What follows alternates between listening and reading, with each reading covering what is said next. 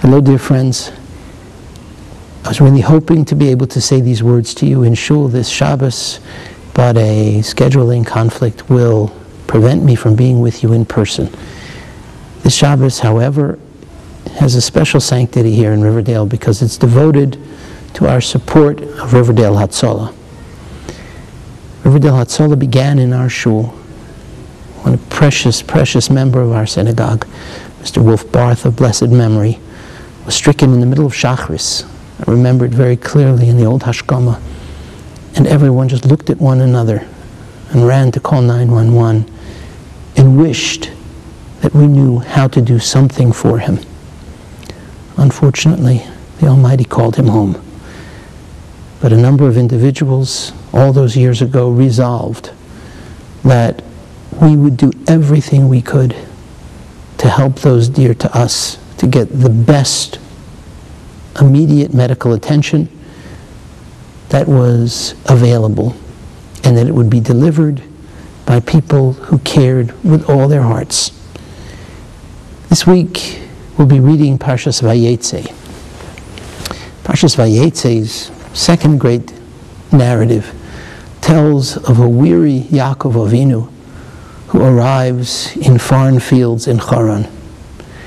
And within a few moments, he is possessed of superhuman strength, the ability to move a stone from the mouth of the well, which teams of shepherds were unable to move. And what was the source of Yaakov's burst of strength? It was the sight of his cousin Rachel. It was the sense of kinship, of connection to someone else, and the desire to be helpful to them. Well, we see that kind of burst of strength among the volunteers of Hatzalah, day in and day out, year in, year out, and now we can almost say decade in and decade out. Each time there is a call, each time there is a need, whether they're in the middle of work or sleep or family time, they pull themselves out and run to the aid of someone they may never have met because they feel a sense of kinship that that person is a member of our community. They're not asking us to pay for that sacred strength. That is their gift. And how they manage to give it day in and day out is a miracle that I cannot explain. All they ask is that when they jump into that ambulance, when they turn on their radio, that the materials they need to make their miracles will be in working order and will be available to them. Whether that means filling a tank with gas, or filling a tank with oxygen, or purchasing a new radio. It is our responsibility to make sure that the people who do the miracles can continue to remove the stone from the well and provide the Mayim Chaim, the water of life, for those who are in a state of medical emergency.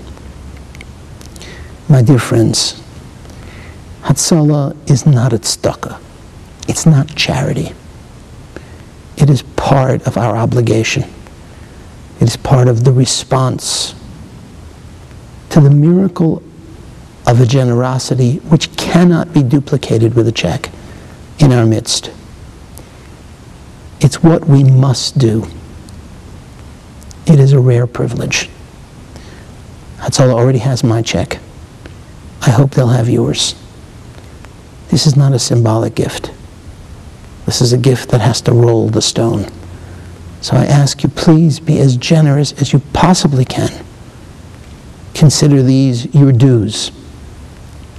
Your dues for living in a community where there are Jews who are remarkable. And I offer you the prayer that aside, perhaps, for a mom rushing to the hospital to have a healthy baby, that you and your dear ones should not have to call Hatzalah this year. But even if you won't call them, let's make sure we answer their call to us. Wishing you a Shabbat Shalom and every blessing. Thank you.